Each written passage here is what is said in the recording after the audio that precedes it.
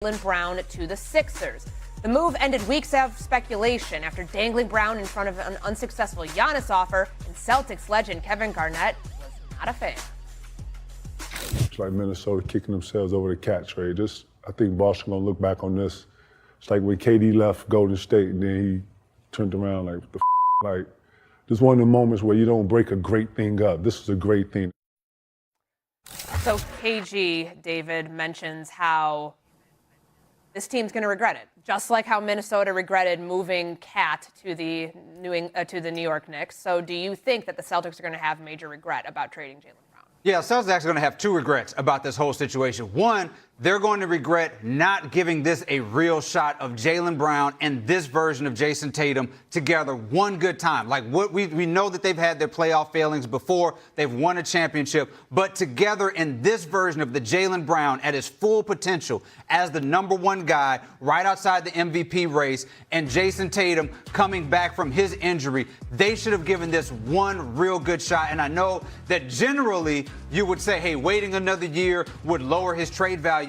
Trade value probably didn't seem like it was going to get any lower than what you got, which was Paul George and a pick. So that was going to probably stay static. Paul George was always going to be available. They should have given this a shot. And if you are not going to give it a real shot, the other regret that they are going to have is looking at Giannis Antetokounmpo and saying, we want Hugo Gonzalez and Shireman instead of you. If you are going to trade Jaylen Brown, and you have to trade Jaylen Brown at this very moment, you do everything you can to make sure that your return is Giannis, especially when on the other side of not getting Giannis is Paul George and a bag of chips. You have to make sure that that guy is on. The only thing I agree with David is if you're going to trade Jaylen Brown, you got to trade him. You have to trade him for Giannis. You got to put everything on the table. You got to put all your chips on the table. But other than that, I don't think that there's going to be a big regret because of those playoff failings. Like, let's think about this.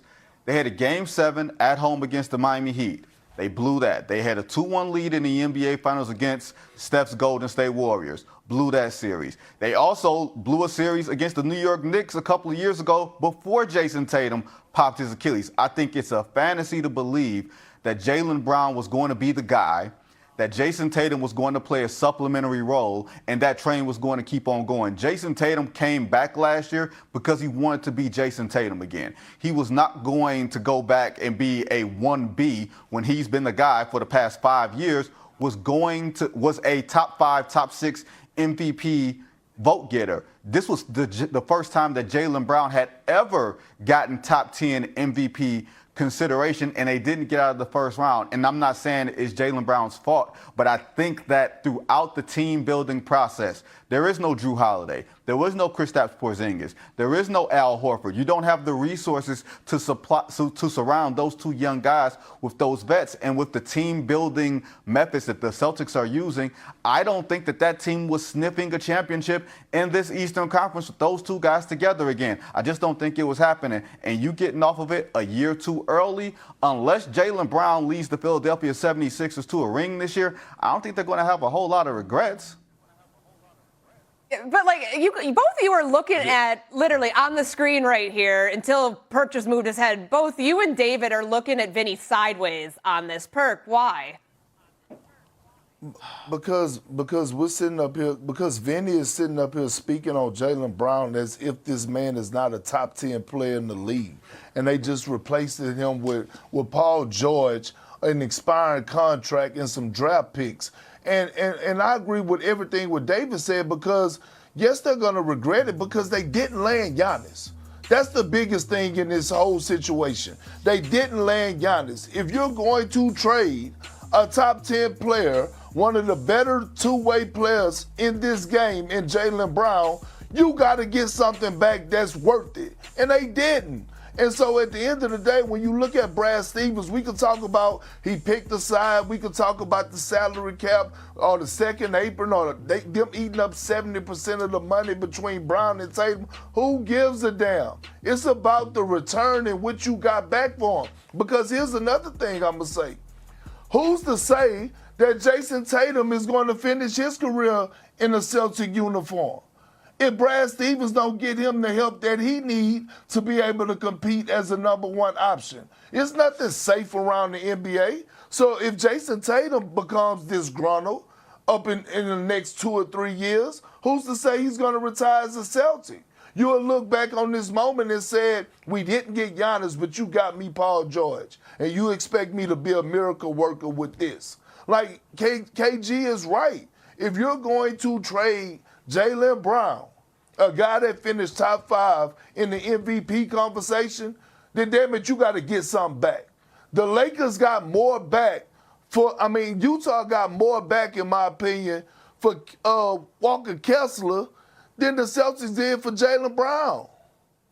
Yeah, don't take my word for it. Don't take Perk's word for it. Listen to Brad Stevens in the press conference. Are you going to be better next season? I don't know. That's not what you want to hear from your general manager when you got Jason Tatum in a championship window. The league is a windowless league. You have to win now. And what you know from going this year, the Celtics have lowered their chances of winning a championship this year and next year by trading Jaylen Brown. There's nobody who can say that they're a better team right now without Jaylen Brown, and that's what matters.